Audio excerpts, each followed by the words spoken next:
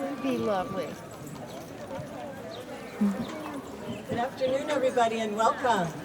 We are Troop Rose, and we'd like to welcome you to the Old Country Fair. So glad you guys are here. Let me see a show of hands of people that were here last year at the first annual. Yay!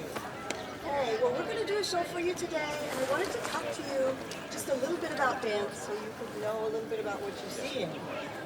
So the first thing I'm going to talk about is that we are Troop Rose. We're from Ellensburg. We've been dancing for about 20 years or so. Obviously not the youngest members of the troupe. Hi, Barb. And we were taught by a woman named Joan of Arc, who's a dancer who's been dancing from the 70s, who had a troupe called Shamanada in Ellensburg a lot of years ago. The dances we're going to be doing today are all choreographed by members of the troupe. There's several different styles of belly dance, and we'll talk a little bit about that in one of the later shows. The first piece we're going to be doing is a veil number, and that's an improv piece. In other words, it's not choreographed. We all just dance however we feel at the time. And dancing with veils is a very old art. There's, of course, stories, ancient stories like Salome of the Seven Veils. So that's something that's gone on from prehistory. The next dance that we're doing is called a nada, and it was choreographed by Joan of Arc, who's the woman who taught us all to dance. And what you'll notice about a nada, if you pay attention, is that in the middle of the dance, there's a bit where the dancers do solos. Where we do a solo, one dancer does a solo, and then a couple of dancers do a duet, and there's another solo. And if you listen closely and you look at the movements, you'll notice that the first solo is a bee. The music and the movements of the dancer are like a bumblebee. The second solo is the snake. So you'll notice that the music and the movements again resemble a snake. And the third solo is the horse. So pay attention for that in the second dance, Anada. The third dance we're going to do for you is a tambourine dance, and this is choreographed by Minda Rose, one of our dancers, to a piece of Turkish music. Now it's traditional with belly dance to dance with percussive instruments. We're not going to do it in this show, but in one of the later shows we'll be dancing with zills, which are finger singers. But for this dance we'll be dancing with tambourines. So we're both dancing and playing along with the music. We also have playing drums for us today, Doug Fessler. Yay! And he's playing the doumbek, which if you hold that up, you'll see is a Middle Eastern drum shaped like a goblet. The reason it's called a doumbek is the drum makes two different sounds. It makes a doom sound when you hit the middle, and it makes a beck sound when you hit the edge. So doumbek. And you'll hear the doumbek played both by Doug and in the recorded music as well. The fifth dance we're doing was choreographed by a member of our troupe who's no longer dancing with us. I don't know if any of you know Miss Sue, the children's librarian at the Ellensburg Library here, but she's the one who choreographed that dance. And then the very last dance, called Abdurrahman, was one that I choreographed. And the music for that dance is made by a Turkish friend of mine, whose name was Abdurrahman. It's his voice that you'll hear singing. The language that you'll hear is Turkish. And he's playing an instrument called the saz, which is a stringed instrument with a teardrop-shaped body about this big and a very long neck about this long, with no frets. So when you hear that, you'll know that's the saz. And a little bit about your role as audience in belly dance. In ballet and forms of Western dance, pardon me, the audience sits quietly and applauds at the end. That's not true with belly dance. For us, the more noise you make and the more you encourage us, the better we'll dance.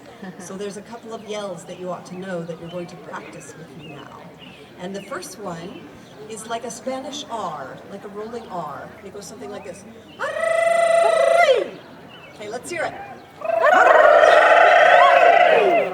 Not bad. I think you can do a little bit better. Very good.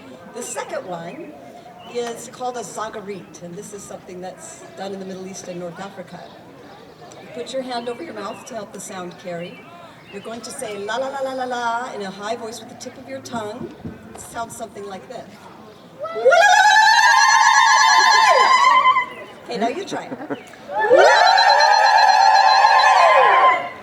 Great. Also, good old yeehaws and yahoos work. During slow portions, you can hiss.